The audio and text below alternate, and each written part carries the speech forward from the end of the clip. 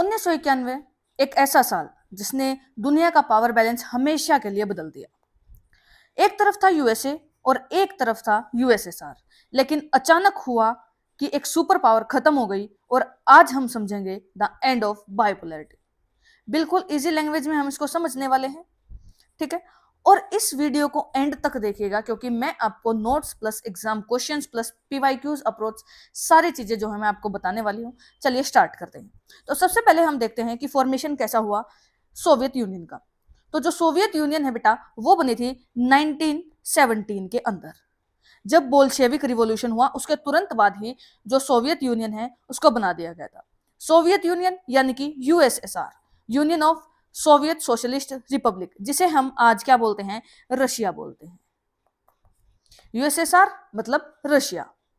उस दौरान जो है टोटल अगर हम देखें तो 15 रिपब्लिक्स थे सोवियत यूनियन के अंदर, यानी कि 15 अलग अलग कंट्रीज को जोड़कर बनाया गया था सोवियत यूनियन को, ठीक है। और सोवियत यूनियन को जो क्रिएट किया गया था वो इसलिए क्रिएट किया गया था ताकि जो गरीब कंट्री हैं उनके इंटरेस्ट को सिक्योर किया जा सके, ताकि वहां पर जो है जो गरीब लोग हैं उनकी इच्छाओं को, उनकी जरूरतों को, यानी कि उनकी नीड्स को पूरा किया जा सके। और ये जो इस्टेब्लिश हुआ था, ये किसके अकॉर्डिंग इस्टेब्लिश हुआ था? सोशलिज्म और कम्युनिस्ट आइडियोलॉजी थी, यानी कि सोसाइटी के लिए। और कम्युनिस्ट का मतलब है कि कोई एक ही पावर जो है वो रूल करेगी उसके ऊपर, ठीक है। नेक्स्ट है the what was the Soviet system. अब ये सोवियत सिस्टम था क्या? तो जो सोवियत सोशलिस्ट रिपब्लिक था वो बना था जब सोशलिस्ट रिवॉल्यूशन हुआ 1917 के अंदर रशिया में, यानी कि जो बोल्शेविक रिवॉल्यूशन हुआ था उसके तुरंत बाद ही जो यूएसएसआर है उसकी फॉर्मेशन हुई थी। और उसमें हमने देखा कि 15 अलग अलग कंट्रीज को मिला के यूएसएसआर को बनाया गया था। और उसका एम क्या था? उसका एम था कि जो सोसाइटी बनाई जा रही है वो उनको सभी को इक्वल राइट्स मिले, यानी कि इक्वलिटेरियन सोसाइटी हो।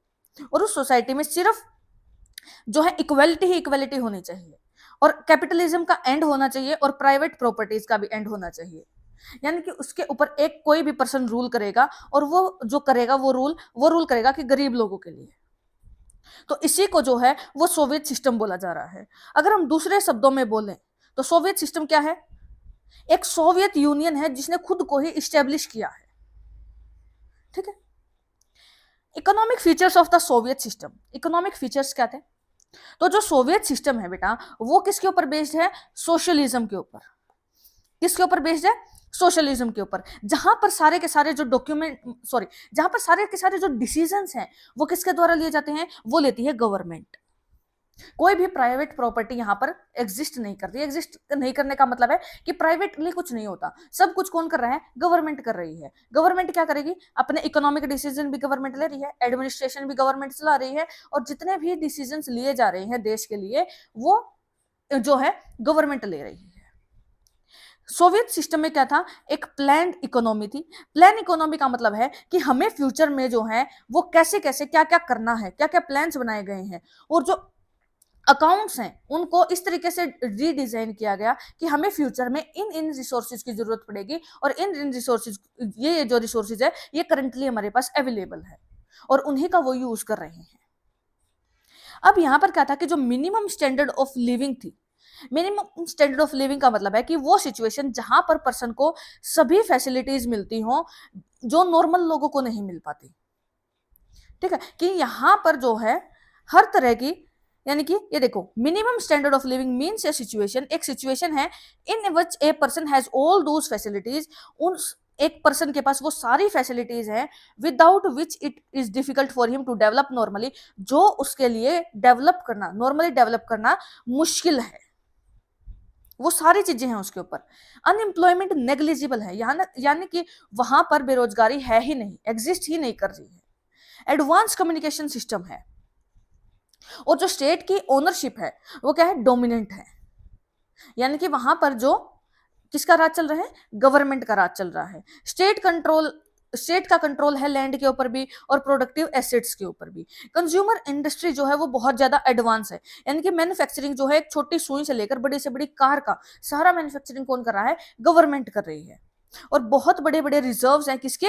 एनर्जी रिजर्व्स, यानी कि एनर्जी रिसोर्सेज, सारे सभी तरह के एनर्जी रिसोर्सेज जो है वो प्रेजेंट है, चाहे वो मिनरल्स है, ऑयल्स है, आयरन है, स्टील है, कोई भी तरह का जो एनर्जी रिसोर्स है वो हमारे पास प्रेजेंट है अबंडेंस के अंदर। उसके बाद नेक्स्ट है political feature of the Soviet system. Political feature क्या है? सोवियत सिस्टम का मतलब है कि कोई एक ही पार्टी जो है वो रूल करेगी, यानी कि सोवियत यूनियन के अंदर कोई एक ही पार्टी रूल कर रही थी, और वो कौन सी थी? Communist party. और जो वो क्या करते हैं, जो कम्युनिस्ट होंगे, यानी कि जो गवर्नमेंट सारा काम करेगी, वो क्या करेगी? कैपिटलिज्म को हमेशा अपोज करेगी। कैपिटलिज्म को अपोज करने का मतलब है कि जो प्राइवेट चीजें हैं उनको अपोज करना शुरू कर दे, कि भाई प्राइवेट ओनरशिप नहीं होना चाहिए, फ्री ट्रेड नहीं होना चाहिए।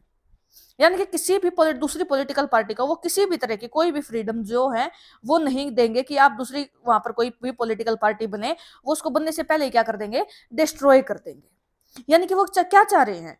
कि प्राइवेट ओनरशिप ना हो, यानी कि सिर्फ गवर्नमेंट की ओनरशिप रहे, गवर्नमेंट ही करेगा सारा काम, कैपिटलिज्म को अपोज कर देगी और फ्री ट्रेड वहां पर होगा। अब सोवियत यूनियन की हिस्ट्री क्या है? तो सोवियत यूनियन की हिस्ट्री है बेटा, सबसे पहले शुरू थे जोसेफ स्टालिन रिजाइम से, जिनका जो टाइम पीरियड है वो है 1924 से लेकर 1953 तक। इन्होंने सोवियत यूनियन को लीड किया था इस दौरान 1924 से लेकर 1953 तक, और इन्होंने एक बहुत बड़ा रोल प्ले किया है सोवियत यूनियन के डेवलपमेंट के अंदर। अब इन्होंने क्या क्या काम किए हैं? तो इन्होंने सबसे पहले प्रमोट किया है इंडस्ट्रीज को, उसके बाद ये सेकेंड वर्ल्ड वॉर भी जीत गए, और इन्होंने फार्मिंग के लिए भी बहुत अच्छा काम किया है। ठीक है, अब है कि सोवियत यूनियन और कोल्ड वॉर, कि सोवियत यूनियन और कोल्ड वॉर में था क्या? तो ये जो चल रहा था कि जब सेकेंड वर्ल्ड वॉर जो था उसका एंड हुआ 1945 के अंदर, तो जो दो सुपर पावर है वो इमर्ज होके आई।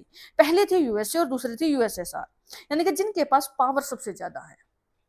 पहला था यूएसए, दूसरा था यूएसएसआर, उन दोनों के पास पावर ज्यादा है, तो क्या करेंगे कि एक पावर दूसरी पावर को मतलब देख नहीं पाएगी, तो वो आपस में क्या करना शुरू कर देंगे? वॉर करना शुरू कर देंगे।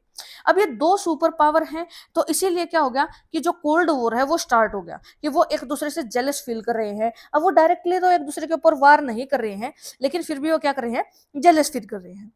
दोनों के दोनों जो सुपर पावर है वो क्या ट्राई करने लग जाएंगे? वो ये शो करने लग जाएंगे कि मैं आपसे ज्यादा सुपर पावर हूं, वो दिखाने लग जाएगा कि मैं आपसे ज्यादा सुपर पावर हूं, यानी कि एक दूसरे को एक दूसरे से बेटर वो है दिखाना शुरू कर देंगे कि हम आपसे बेटर हैं।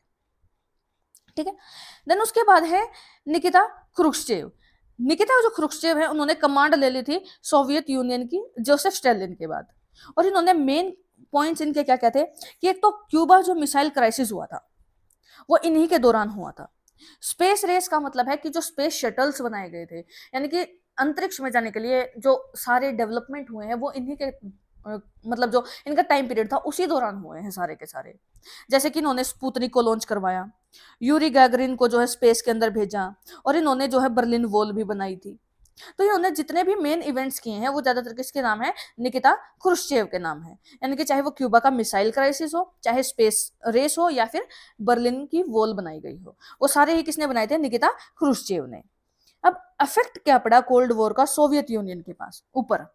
तो सबसे पहले क्या था कि ज्यादातर जो एक्सपेंडिचर है वो किसके ऊपर होने लगा? वो होने लगा कि हम वेपन बनाएंगे, जितने ज्यादा से ज्यादा हम हथियार बना सकते हैं उतने ज्यादा से ज्यादा हथियार हम बनाएंगे, ताकि हम जो हैं दूसरे जो सुपर पावर है उससे आगे निकल सके। ठीक है, वेस्टर्न कंट्रीज को हम पीछे छोड़ सके। अब इससे क्या हुआ कि जो इकोनॉमी है, इकोनॉमी फॉल डाउन कर गई, यानी कि इकोनॉमी गिरने लगी। अब सिर्फ सारा का सारा ध्यान तो उनका किस पे चला गया? डिफेंस पे, और वो अंदर ध्यान ही नहीं दे रहे कि देश में क्या चल रहा है, तो उनसे उनकी इकोनॉमी गिरना शुरू हो गई, उनकी ग्रोथ जो है वो स्लो हो गई, और उनका जो अटेंशन था वो डाइवर्ट हो गया। जहां पर उनका अटेंशन होना तो कहाँ था कि भाई कंट्री के अंदर चल क्या रहा है, लेकिन उनका वहां से ध्यान डाइवर्ट हो गया। तो इससे जो है सोवियत यूनियन उसके ऊपर बहुत ज्यादा इंपैक्ट पड़ना शुरू हो गया। देन उसके बाद आए मिखेल गोरबचेव। मिखेल गोरबचेव जो थे वो 1985 में लीडर बने थे यूएसएसआर के। दो पॉलिसी थी, ग्लासनोट यानी कि ओपनली हम काम करेंगे, और प्रेस्टोरिका यानी कि नई नई चीजों को बनाएंगे, रिस्ट्रक्चर करेंगे उन चीजों को। और ये फॉर्मुलेट किसने किए थे? गोरबचेव ने, ताकि सोवियत यूनियन के अंदर नए नए रिफॉर्म जो है, नई नई चीजें लाई जा सके, कि भाई हम ओपन हैं बाहर की इकोनॉमीज के लिए, और रिस्ट्रक्चर कर रहे हैं हम अपने आप को। जिससे क्या होगा कि जो मेन ऑब्जेक्टिव होगा वो क्या होगा कि भाई हम कैसे जो हैं वो सोवियत यूनियन के अंदर हम शांति ला सकते हैं, यूएसएसआर के अंदर हम शांति ला सकते हैं। क्योंकि निकिता जो खुर्चेव थे उनके दौरान तो कोई शांति आ ही नहीं पाई देश के अंदर। तो अब ये क्या चाह रहे थे कि हमें देश के अंदर शांति लेके आनी है, तो वो क्या करेंगे, डेमोक्रेसी को प्रमोट करेंगे, पॉलिटिकल रिफॉर्म्स लेकर आएंगे। ठीक है, तो अब प्रमोट करेंगे डेमोक्रेसी को, तो क्या था, withdrawal of forces from Afghanistan. तो सबसे पहले उन्होंने अफगानिस्तान से अपने जितने भी फोर्सेस थी वो वापस मंगवा ली, एंड ईस्टर्न यूरोप, और ईस्टर्न यूरोप से भी उन्होंने वापस मंगवा ली, और हेल्प किया उन्होंने जर्मनी के यूनिफिकेशन में। हमने देखा था कि हम देख रहे हैं कि जर्मनी जो है, जर्मनी के ऊपर किसका राज था, हिटलर का राज था। और हिटलर ने क्या किया था कि वहां पर जो है जितने भी यहूदी थे उन सबको मरवाना उन्होंने शुरू कर दिया था। तो जो हिटलर है, हिटलर से जर्मनी के लोगों को बचाकर और जर्मनी का यूनिफिकेशन करवाने में अहम जो रोल था वो इन्हीं का था। और वो क्या चाह रहे थे कि जो हमारी फाइनेंशियल इंप्रूवमेंट है वो भी इंक्रीज हो जाए। ठीक है, नेक्स्ट है कि आर्म रेस को उन्होंने कैसे स्टॉप किया। तो उन्होंने क्या चाहा कि भाई हम जो है इकोनॉमिक डेवलपमेंट को प्रमोट करेंगे और प्राइवेटाइजेशन को प्रमोट करेंगे, जिससे क्या होगा कि जो हमारी आर्म की रेस है, यानी कि जो हथियार बनाने की रेस है, वो क्या हो जाएगी, स्टॉप हो जाएगा। यानी कि हम अपने देश के अंदर ध्यान देंगे और अपने देश के अंदर इकोनॉमिक डेवलपमेंट करेंगे, प्राइवेटाइजेशन को प्रमोट करेंगे, यानी कि प्राइवेट कंपनीज भी हम खोलेंगे।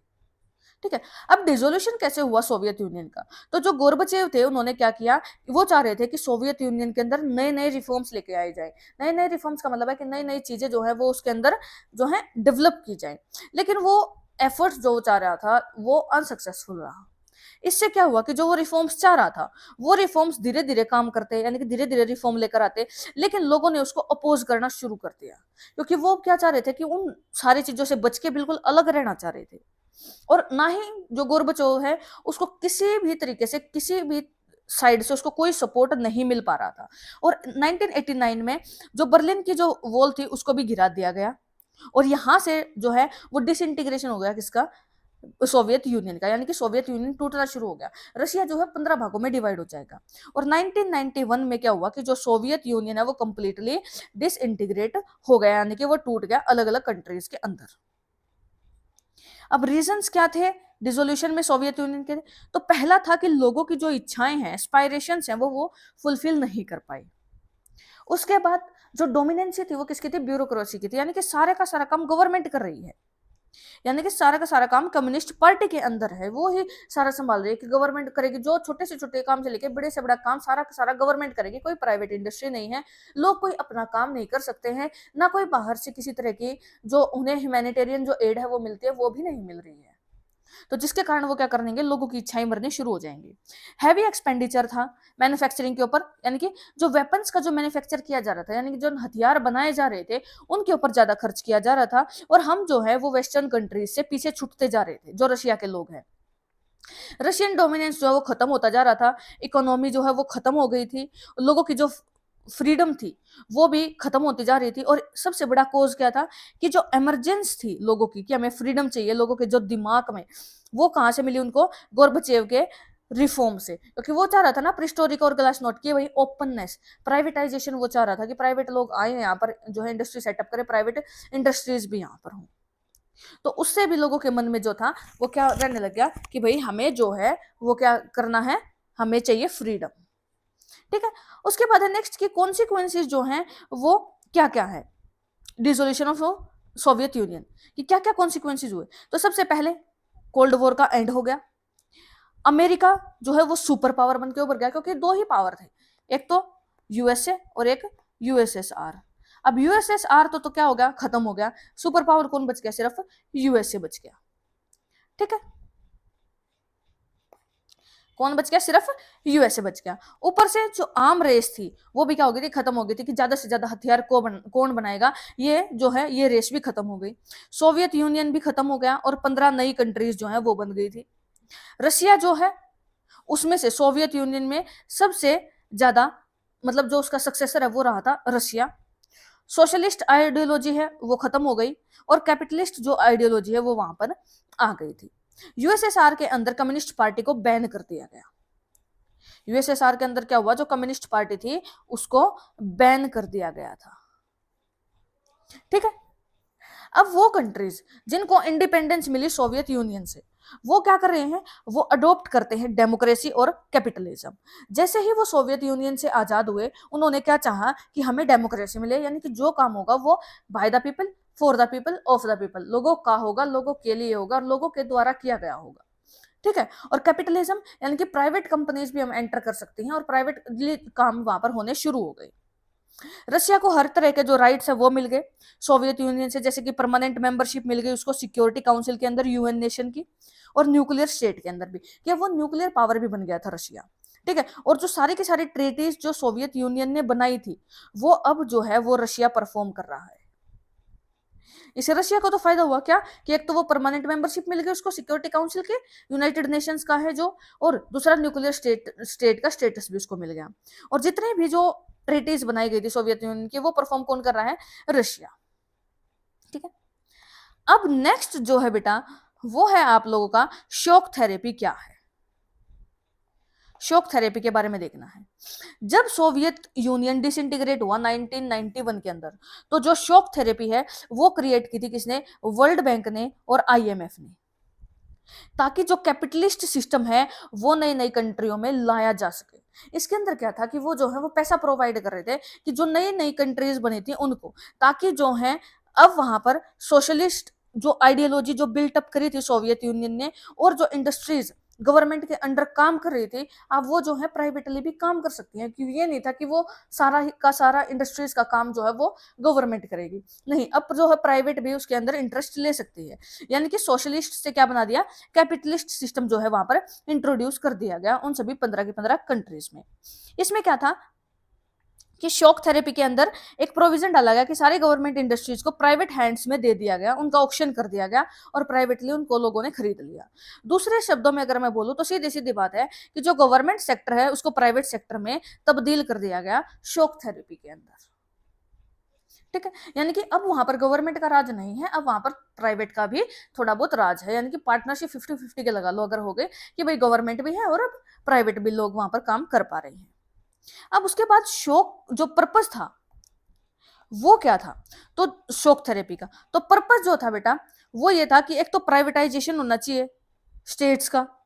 ठीक है। प्राइवेटाइजेशन हो गया, फिर फ्री ट्रेड मिलना चाहिए, और उसके साथ साथ सोवियत जो कंट्रीज है वो वेस्टर्न इकोनॉमीज के साथ कनेक्ट हो पाई।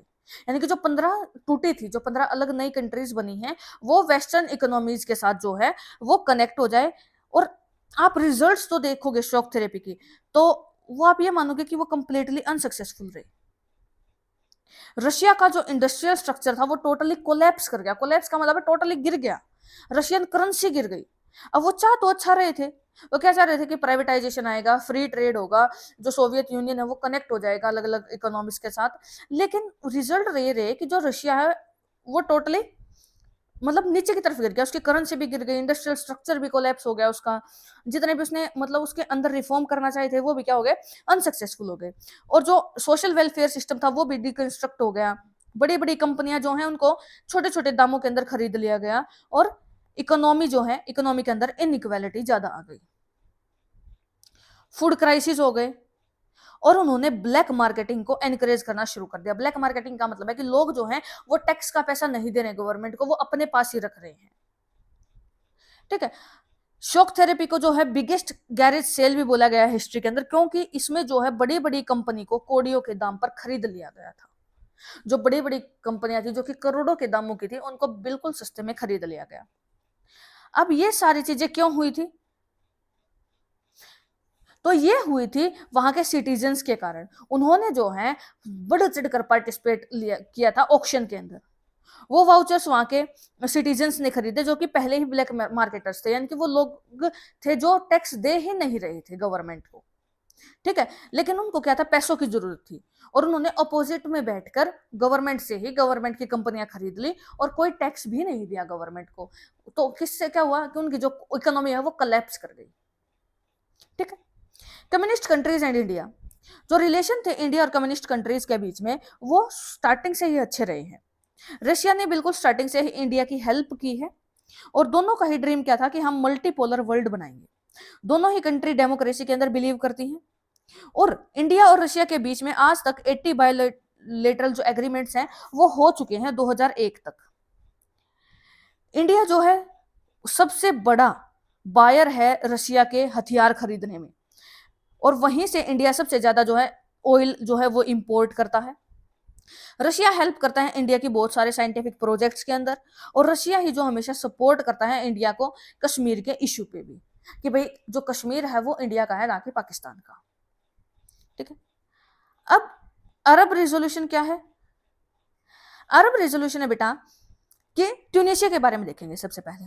तो जो ट्यूनीशिया है वो नॉर्थ अफ्रीका के अंदर एक कंट्री है। वहां के जो प्रेसिडेंट थे वो थे जिन्ने एल एबिदीन बेन अली, जो कि 1987 में वहां के प्रेसिडेंट थे। वहां पर क्या था? डायरेक्टेरियल गवर्नमेंट थी। डायरेक्टेरियल गवर्नमेंट का मतलब है कि एडमिनिस्ट्रेशन तो कोई और चला रहा है और वहां की जो इकोनॉमी है वो कोई और चला रहा है। ठीक है। और वहां की जो मीडिया है उसको भी कंट्रोल करके रखा हुआ है, वो कि गवर्नमेंट के खिलाफ वो कुछ भी नहीं दिखा सकते। तो वहां पर अरब रिवोल्यूशन कैसे स्टार्ट हुआ कि जो लोग थे वो क्या कर रहे थे? Self immolation of a poor man named Mohamed Bouazizi. Mohamed Bouazizi ने अरब रिवोल्यूशन जो है वो शुरू कर दिया, और उन्होंने बोला कि हमें जो है वो डायरेक्टेरियल यहाँ पर गवर्नमेंट नहीं चाहिए, यहाँ पर जो है लोगों के लिए काम होना चाहिए, गरीब लोगों के लिए। मीडिया के ऊपर कोई कंट्रोल नहीं होना चाहिए, किसका? गवर्नमेंट का। तो वहां पर क्या है, वहां पर भी एक रिवोल्यूशन हो गया। जब मोहम्मद बुआजीजी की डेथ हुई, अभी तो बहुत बड़ा है आपका चैप्टर, मोहम्मद बुआजीजी की जो डेथ हुई है तो उसके तुरंत बाद क्या क्या हुआ?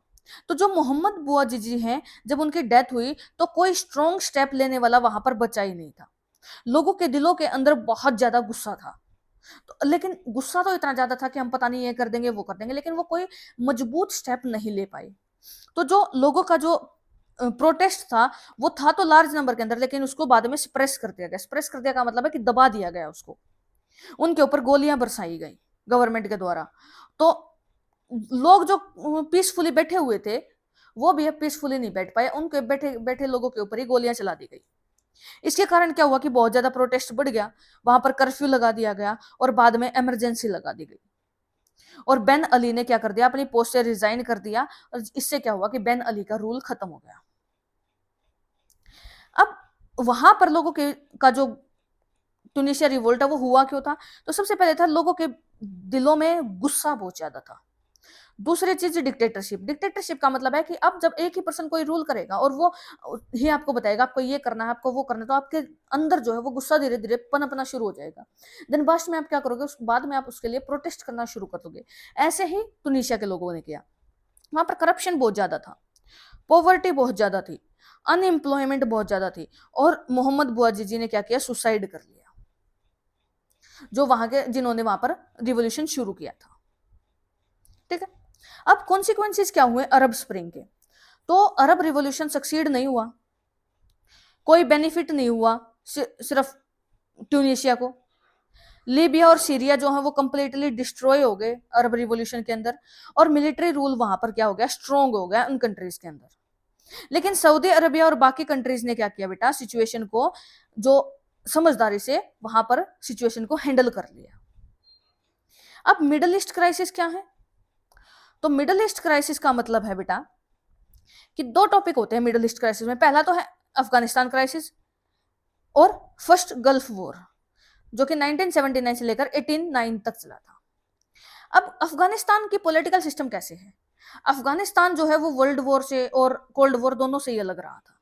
कुछ पॉलिटिकल चेंज हुए थे 1960 में उसके अंदर, जो कि वहां के किंग थे जाहिर शाह, उसने किए थे। तब पहले तो ये अफगानिस्तान के अंदर इलेक्शंस भी होते थे, पॉलिटिकल राइट्स भी थे लोगों को, और वुमेन्स के एजुकेशन पर भी ध्यान दिया जा रहा था।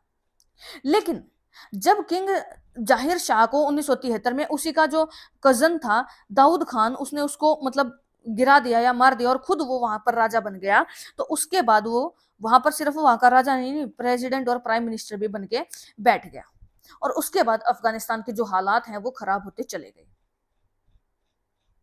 ठीक। सोशलिस्ट इंटरवेंशन क्या है?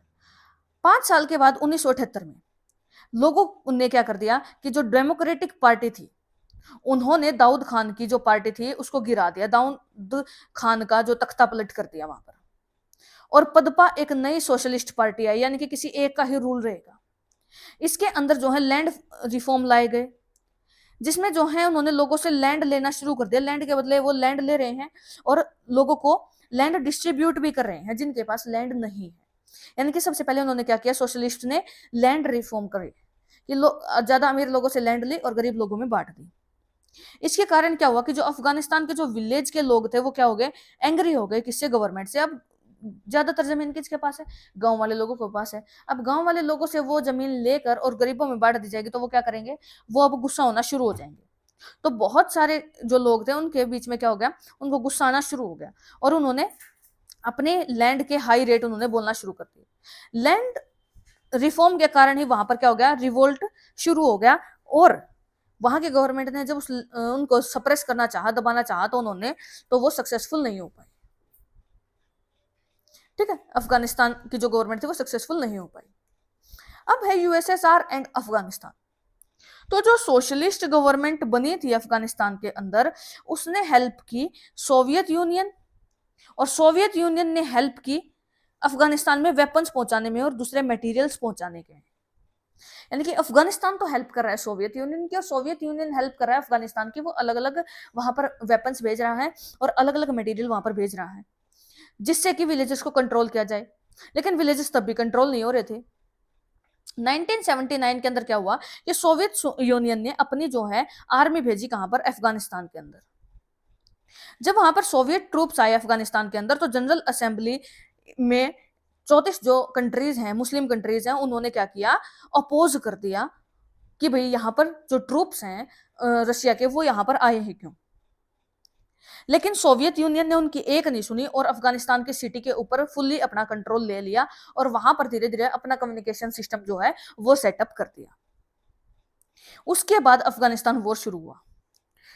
स्टार्टिंग में तो ये जो वॉर था वो था people of Afghanistan and army of the Soviet union. बाद में ये जो है वो धर्म युद्ध बन गया, धर्म के लिए लोग लड़ने लगे। जो अफगानिस्तान के पीपल थे वो जो है उसके अंदर मतलब दो सुपर पावर बन के उभर के आ गई थी।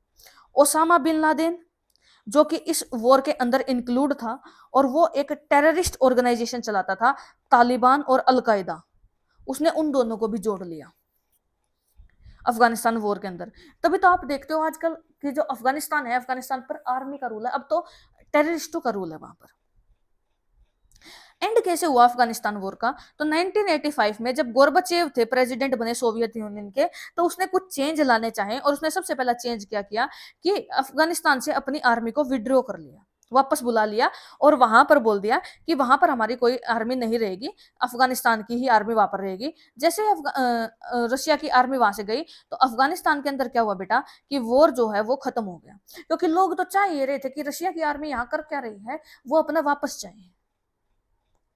जब अफगानिस्तान वॉर खत्म हो गया तो क्या हुआ कि यूएसएसआर की जो आर्मी है वो वापस चली गई, और जो प्रॉब्लम थी अब वो एंड नहीं हुई। क्यों नहीं एंड हुई, क्योंकि अब जो देश ने दूसरे देश की आर्मी को वहां बुलाया है तो वहां के लोग क्या करेंगे, उनके अंदर गुस्सा रह गया। और दूसरी चीज क्या थी कि उस वॉर के अंदर दो सुपर पावर इमर्ज हुई, ओसामा बिन लादेन जो कि एक टेररिस्ट था, और उसने अलकायदा और तालिबान दोनों को वहां पर इंक्लूड कर लिया। अब आप देख रहे हो करंट में किसकी सरकार है वहां पर अफगानिस्तान के अंदर, तो तालिबान की सरकार है। ठीक है, इससे जो है सिविल वॉर स्टार्ट हो गया। सिविल वॉर का मतलब है कि अपने ही देश के लोगों का एक दूसरे से विचारों का जो मतभेद हो रहा है, एक दूसरे के साथ थॉट्स मैच नहीं कर रहे। तो उनके थॉट किसके साथ मैच नहीं कर रहे थे, टेररिस्ट ग्रुप के साथ, कि वहां पर अलकायदा, तालिबान और जो दो दूसरे ग्रुप थे टेररिस्ट ग्रुप वहां पर बन गए थे। तो अफगानिस्तान वॉर में जो है वो बहुत सारी गलत चीजें भी हुई हैं। ठीक है, नेक्स्ट है बेटा आपका गल्फ वॉर। गल्फ वॉर क्या है कि इराक ने ऑक्यूपाई कर लिया था कुवैत को 1990 में। ऑक्यूपाई का मतलब है कि इराक जो है उसने कुवैत को कब्जा लिया था। अब वर्ल्ड की कंट्रीज क्या चाह रही थी, उन्होंने इराक को समझाना चाहा कि भाई आप जो है वो कुवैत के ऊपर कब्जा मत करो, लेकिन इराक जो है वो एग्री ही नहीं हुआ। लास्ट में यूएनओ ने क्या किया, इराक के ऊपर फोर्सफुली अपनी जो आर्मी है वो इंपोज कर दी और मिलिट्री ऑपरेशन चला दिया, ऑपरेशन डेजर्ट स्टॉर्म। यूएनओ की फोर्सेस जो हैं जो इराक भेजी गई थी, उन्होंने उनमें कौन कौन थी, 34 कंट्रीज की आर्मी थी, और 75% जो सोल्जर थे वो कहां से थे, अमेरिका से थे, और उनके जनरल भी कौन थे, अमेरिकन थे, और उन्होंने इराक के ऊपर अटैक कर दिया। सद्दाम हुसैन जो वहां का कौन था, प्रेसिडेंट था इराक का उस दौरान, उसने क्या बोल दिया कि ये क्या है, 100 युद्धों के बराबर एक युद्ध है, यानी कि ये युद्ध बहुत मुश्किल है कि वो इराक को डिफीट कर पाए, लेकिन ऐसा कुछ नहीं था। इराक को इजिली डिफीट कर दिया गया कुछ ही दिनों में, और कुवैत को उससे छुड़ा लिया गया। और ये जब हुआ, कब हुआ, जब अमेरिका ने साथ दिया। अमेरिका ने स्मार्टली कुछ बॉम्ब्स का यूज किया उस वॉर में, उनको कंप्यूटर वॉर बोला जाता है, यानी कि उनके जो कंप्यूटर थे उनको हैक कर लिया गया। इसमें जो ब्रॉडकास्टेड टीवी थे उनको भी क्या कर दिया गया, वीडियो गेम वार, यानी कि वो दिखा रहे थे हमने तो यहाँ कब्जा कर लिया, यहाँ कब्जा कर लिया, तो वहां की जो जनता है वो टूटना शुरू हो गई इराक की। अब इराक की जनता टूटना शुरू होगी तो वो अपने देश के ऊपर, यानी कि गवर्नमेंट के ऊपर दबाव बनाना शुरू कर देगी कि आप जो वहां पर वॉर लड़ ही क्यों रहे हो। जो उन्होंने इराक के ऊपर अटैक किया था वो किया था यूएनओ ने, जिसको ड्रामेटिक बोलते हैं। क्यों? क्योंकि ऐसे डिसीजंस यूएनओ के पहले कभी नहीं लिए गए थे। ठीक है, तो आज हमने जो देखा बेटा, वो हमने सबसे पहले देखा सोवियत यूनियन कैसे बना, सोवियत यूनियन का जो डिसइंटीग्रेशन है वो कैसे हुआ, कॉन्सिक्वेंसेस क्या थे, वो सारी चीजें देख चुके हैं। फिर हमने देखा मिडल ईस्ट वाला जो हमारा रीजन है, सोशलिस्ट पार्टी हमने देखी, कम्युनिस्ट पार्टी हमने देखी, और कैपिटलिस्ट पार्टी हमने देखी है। उसके बाद हमने अफगानिस्तान के वॉर के बारे में पढ़ा, और साथ में यूएसएसआर, अफगानिस्तान का रोल, इंडिया और यूएसएसआर का, और अफगानिस्तान वॉर के बारे में हमने देखा। देन इराक और कुवैत के वॉर के बारे में देखा। ऐसे ही वीडियोस को जानने के लिए आप हमारे चैनल को सब्सक्राइब करें। Thank you so much.